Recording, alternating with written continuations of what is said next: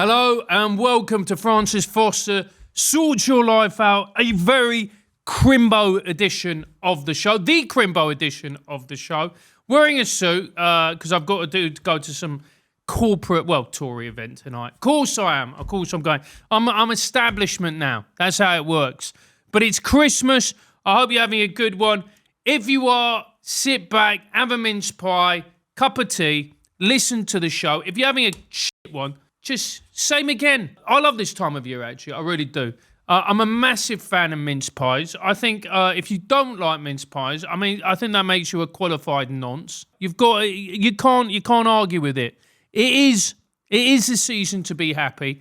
It is the spirit of goodwill. Yes, you are right. I did wear this suit last night, but that's what Christmas is all about. Christmas is all about going out, getting absolutely shit-faced with your colleagues and people you have a cordial, if not deep relationship with, oversharing, being at some points, shall we say, mildly controversial, and then waking up the next day going, have I just ruined my career? I have, haven't I? Oh, shit. What did I say to her? Oh, did I just say that? Of course I did. But you know what? It's Christmas. It doesn't matter. Jesus doesn't judge you. Neither should anyone else. And I love going for Christmas parties. I don't know about you. And because the best thing about a Christmas party is people have a few drinks and there's always one person who takes it too far. There's always one. There's always one person who takes it too far and then starts saying inappropriate things, either sexual or racist. Now, it's always better when you combine the two. Sexual, racistly sexual, or sexually racist. And that's what makes a Christmas party. You don't want it to be well behaved. What you ideally want is to walk in and go, oh God, Jan from accounts and the caretaker. He's not handling the divorce and the menopause has sent Jan loopy. But you know what? In that moment, they're truly happy together because they both thought, f it, let's have a go. And that's what it's all about. That's the spirit of Christmas. I love this time of year. It is the best time of year. It's where everybody gets to, let their hair down a little bit. The best thing about Christmas is if you've got a job like where you're actually employed properly, it doesn't matter. You roll in, you do your job half-assed. There's somebody like, oh, do you want to go to a carol singing? It's at 3 o'clock on a Tuesday. You go, yeah, why not? They go, would you like some champagne or some Prosecco? Depends where you work. You go, oh, some sparkling wine. You go, yeah, why not? You have a few glasses of mince pie. You go back to work, you're half cut, and everyone's like, it doesn't matter because it's Christmas. Any other point of the year, that's the sign that you have got a problem. But in Christmas, what you can do is you can just be steadily pissed throughout the entire month, and people go, what are you doing? You're like, it's Christmas, and they go, great point. And, it's just a way to cover a multitude of sins. If, for instance, you are mildly gluttonous, which I am, you can cover it up. It go, it doesn't. And then when you're tugging at your shirt, going, oh God, I think I'm getting even fatter than I was before. It doesn't matter because people go, yeah, but it's January soon. You'll lose it in January. You won't lose it in January. You'll do a diet for about 3-4 days before you realise that you need food in order to make you happy because nothing else does now that you've given up drugs and alcohol. So all of those things. Christmas is a way to indulge every single thing that you normally spend your life running away from, and then you just justify it by the fact that it's Christmas and it's our Lord and Saviour Jesus Christ, even though you stopped believing in it years ago. It's the best time of the year. You get to see your family and you're like, you know what? I didn't turn out too bad, actually. Could have ended up like him or her. It's the best time of the year. I love Christmas. I love the Christmas parties. I love, in particular, going to, the Christmas parties where you just see the flotsam and jetsam of life. You get to catch up with people. And all of a sudden, they start being honest because they have a few drinks and the truth comes out. And the truth is always beautiful. So, Merry Christmas, one and all. I hope you're having a good one. Let's get stuck into the questions. Jackie, let's go for the first one. Dear Francis, my neighbour keeps parking across my driveway. Swears it's only for 5 minutes, but it's every morning. Do I call the council or do I risk open warfare on the streets? Now, you know this was written by a man, because only a man would say the words, do I risk open warfare on the street? Chill out, Colin. You're 48 years old and you're a chartered accountant from Basingstoke. You're not going to have open warfare on the street. What are you talking about, open warfare? The last time you went to a gym was in 2008. Open warfare? You don't even know how to shoot a gun, mate. The closest you got to that is a super soaker. Oh, I'm going to have You're not going to have open warfare. There's no such thing. This is the United Kingdom. We don't do open warfare. The best we do is passive aggression. That's all we do. We are the most passive-aggressive people known to humanity. Open warfare. Ridiculous.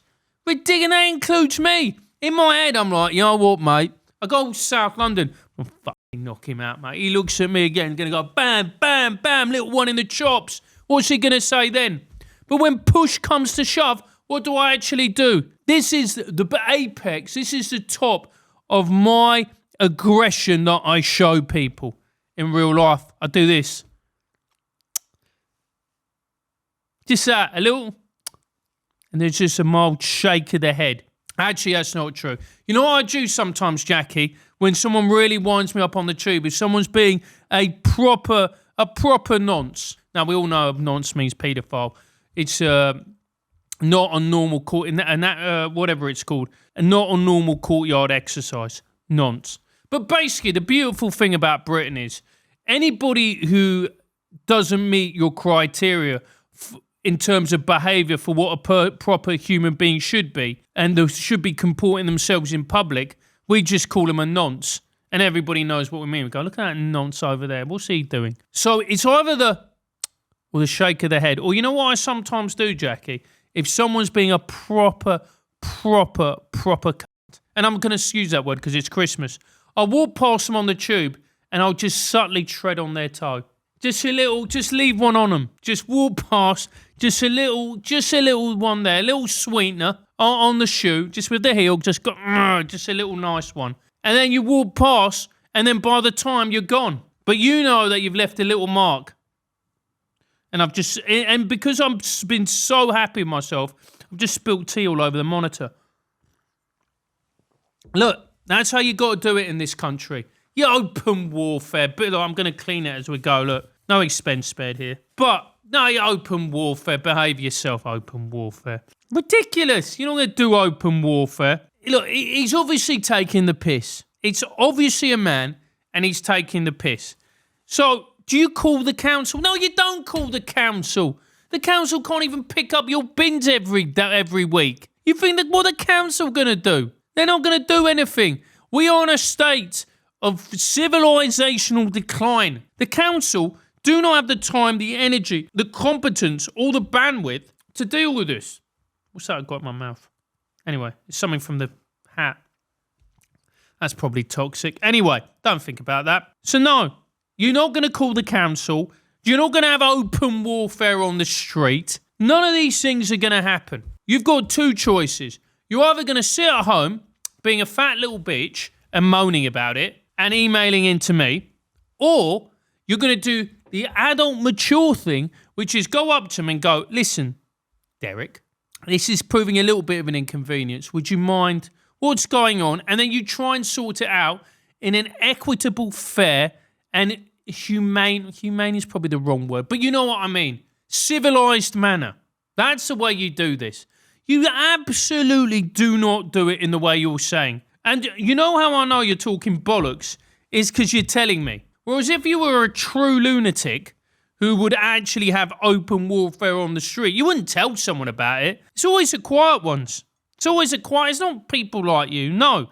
So, what you do is you go and you have a word. And if you do that, then it will sort itself out. If not, you're just going to be seething, and none of these things are going to happen. You're not going to call the council, and if you do, nothing's going to happen. And you're not going to have open warfare on the streets. You know, this is England. It's not the Lebanon. Chill out, mate. Next. Oh, that's a good cup of tea. Dear Francis, my husband has started going to the gym twice a day, tanning, protein shakes a lot. He says it's self-care. but it feels like he's preparing to leave me. Do I confront him or keep quiet and watch? No, it's none of those things. He's just turning gay. Twice a day, tanning, Come on. Listen, I have a lot of time for the LGBTQAI plus community, but no straight man tans. Oh, look, it's a sweeping generalisation, but I'm going there. You can't be a straight bloke and tan. That is a level. Look, you can be a straight bloke, you can be into your appearance, you can be wanting to, be jacked, be buff, all of that. Get your hair cut, done right, have a all perfectly normal heterosexual behaviour. Twice a day to the gym, we're flirting with the edges here, my darling. Tanning, no, that's it. He will leave you, but it will be for a man. I find it very interesting where you see a woman, and it's a couple, it's a woman and a man, and the man is clearly gay. And you just look at her, and you look at him, and you go, did you not think that was a gay fella? Nothing wrong with it. Nothing wrong with it in the slightest. But you wouldn't want to be married to a gay fella if you were a lady. There is what we would call a conflict of interest there. The whole thing is deeply weird. It's deeply weird. He goes to the gym twice a day. Hasn't he got a job? Why is he going to the gym twice a day? It's a ridiculous thing to do. You can't go to the gym twice a day. That is not, no. Go to the gym twice a day. There is something going on there, my darling. You need to investigate into this. You need to sit him down. Or maybe it could well be this is a severe midlife crisis. Look, being in your 40s is brutal. You get the old knock on the door from the Grim Reaper and you think, before it was like, oh, that ain't going to happen to me. I'm young. I'm going to live forever. I'm going to learn how to fly. Fame. No. Because when you're younger, death is this thing that you kind of intellectually it's going to happen. Emotionally, you're young, you got all the time in the world, it's going to be incredible. You're going to go out, you're going to do things, you're going to conquer the world. You're 43, you've reached your kind of, you've done, you're at the peak. And if your peak ain't very good, or not even very good, but if your peak ain't what you want your peak to be, that's a tough thing to take for a man. It really is. It's why a lot of men have midlife crises, because you're looking around, you're like, oh, is this it? This is it. This is as good as it gets. And sometimes you're looking at it through the lens of a lack of gratitude. I think a lot of men do this. Look at the wife, look at the kids, and like, I could have had better. Maybe if I got with Stacey from school, it would be better. And of course it wouldn't, You'd end up the same, Wife's a little bit overweight, kids are fucking ugly. The reality is, he sounds like he's having a bit of a crisis. I mean, it could be gay, so he's coming out of the closet. I mean, that's still a crisis. He could be preparing to leave you. Or it could be he's just having a midlife crisis. And if he is having a midlife crisis, bless him, he's handling it a lot better than a lot of men. There is somebody who I am very fond of and is and is very dear to my heart, and he's handling his midlife crisis by buying a Porsche. This is better than buying a Porsche. I'd love to have a Porsche. I mean, I can't drive, but if I did drive, I'd have a Porsche. Actually, it'd be ridiculous because I'd done my back in, and knowing me, I'd get out of a Porsche and I'd do it in again. So no, I couldn't do that. It sounds to me like the mother of a midlife crisis. Sit him down, go to him, what's going on, pet? And you'll probably find it's a midlife crisis. Because if he was just going to the gym, taking a bit more care of him, that's suspicious. Tanning, twice a day, nah, he's losing it. Good luck, have a chat. Dear Francis, my teenage daughter told me she wants to drop out of school to become a full-time TikToker. She's actually quite good at this, which makes it worse. How do I stop her ruining her life without crushing her talent? Well, there's something you need to know. She's excited now because she's on TikTok. She's getting the beautiful, visceral dopamine hits that you get from being on TikTok. When you watch your reel crush it, you're like, yes, great stuff. That's the good stuff. And TikTok and all the platforms, but particularly TikTok, is highly addictive. It's highly addictive. And that's just if you consume the content, let alone if you produce the content. So what at the moment, your daughter, she is getting a full-on dopamine injection right away, and it's going to boom. And her tiny monkey little mind can't even begin to understand what is happening here. So she is off her tits on dopamine, adrenaline, validation. She's making it. In her mind, she can see the Hollywood mansion. She can see the pool. She can see the millions in the bank account. But the thing she needs to understand, and your job, is to remind her that actually this is all an illusion. And there are people who are massive on Instagram and TikTok, and it can just be a flash in the pan. It can just be a couple of reels that go big. And also, there's a safety element to it. She's a 15-year-old girl. There are a lot of nonsense out there. There's a lot of weirdos, creeps, perverts. A lot of them watch this show, in which case, welcome. There are a lot of them out there. There is also a safety issue to this equation. You've got to be able to sit down with her and go, look, I'm your old man or I'm your mum, and I'm here to protect you. You've got to make it out that you're doing this in order to protect her. And she ain't going to understand. She isn't going to understand because she's a teenager, so she's a raging narcissist, jacked up on hormones and dopamine, so she's not going to be able to listen to you. But it is your job. You've got to go to her, look, you can still do your tactics. You've got to have something else in your locker. You've got to have something else in your locker. You don't just want to be someone who is fully reliant on TikTok. These platforms change all the time. You know, in my day, it was Bebo and Facebook. That was the thing. Bebo was the big one. Everybody was on Bebo. The kids were on Bebo. Jackie was on Bebo. That's what you did back then. You went on Bebo. Before that, it was Friends Reunited. And do you know what the purpose was of Friends Reunited? That's right. It's getting back in contact with the girl that you went to school with and doing your best to shag her. That's what Friends Reunited was all about. Then it went to Bebo. Then it went to Facebook. And that was Bebo and Facebook were the VHS and Betamax of their era. And then Facebook ultimately won out. And we're not even thinking about MySpace. Do you remember MySpace, where you went on there and you got your favourite bands and you connected and you became friends? That was 20 odd years ago now. This was all the stuff of legend. But apart from Facebook, and Facebook is for boomers, that's all gone by the wayside. So you need to impress to your daughter the fact that actually these platforms are very volatile. They can be popular one moment like your Snapchats, or they could go the way of Vine. Do you remember the Vine, the 6-second reel? All of these are very, very, very, very precarious as a way to earn money. And I know many people. We've had Dan O'Reilly on the show. Dapper Laughs. Dan is a huge presence on social media. But here's the thing. Even he has diversified. Dan does stand-up comedy. He's got businesses. He's a very successful man. That plays but one part. You can't be over-reliant on the thing. You need to diversify your portfolio. That's how it works. You need to encourage her, and you need to say, you can carry on doing it, my little princess, I love you dearly, but you need to have other things in your locker. You can't just do the one thing, because when the algorithm changes, and it will, the algo always changes. You do not want to be left high and dry. It's just not acceptable. It's not acceptable. You're going to make a rod for your own back.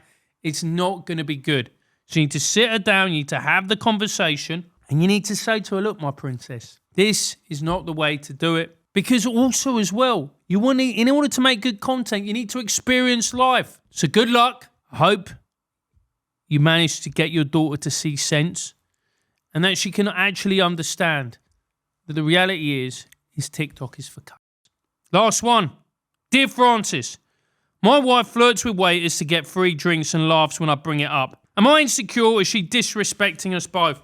No, mate. That is called hot female privilege. That's how it works. If you were going out with a hot female, you're just gonna, I'm sorry, mate, that's the game. I remember my ex-girlfriend, who I love dearly, said to me, and she was just like, oh my God, Francis, like, everybody's so nice to me. Maybe you should try being nice and then people are going to be nice to you. And I'm like, no, they're trying to bend you over the counter and give you one.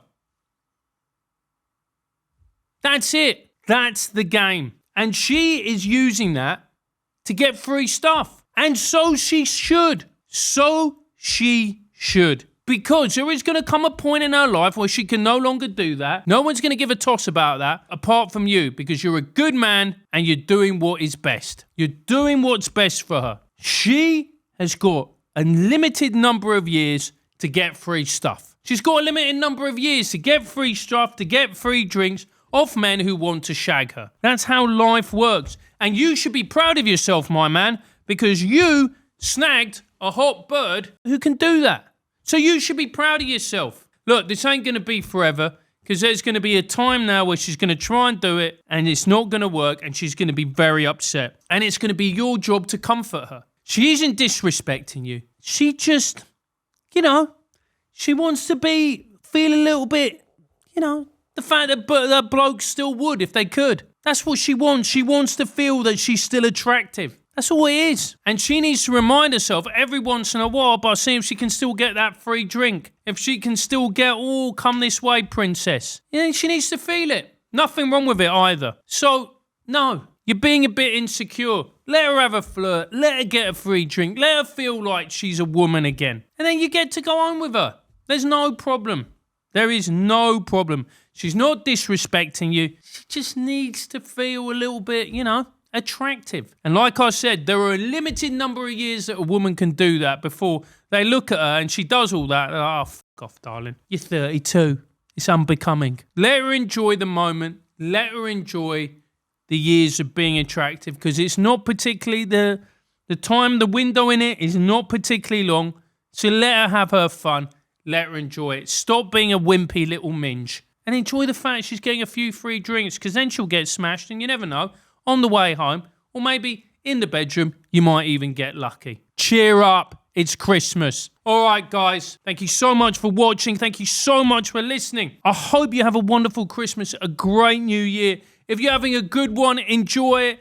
Go out, celebrate, spend it with the people you love. If you're having a terrible one, remember it's only a moment. That's all it is. It's a moment. There will be other moments, both positive and negative, in the future. If you've had a great 2025, go out, celebrate it, enjoy it. If you've had a terrible 2025, go out, celebrate the fact that it's not going to be here for a lot much longer. It's a new year with a new start, new beginning. Think to yourself, what is it that you want to do? What can you do in this new year? How can you make it a better new year for you, your family, and everybody else around you? Have a wonderful Crimbo. Make sure to like and subscribe to the YouTube channel. If you like this podcast, tell someone. If you don't, shut your face. Be positive. See you in 2026.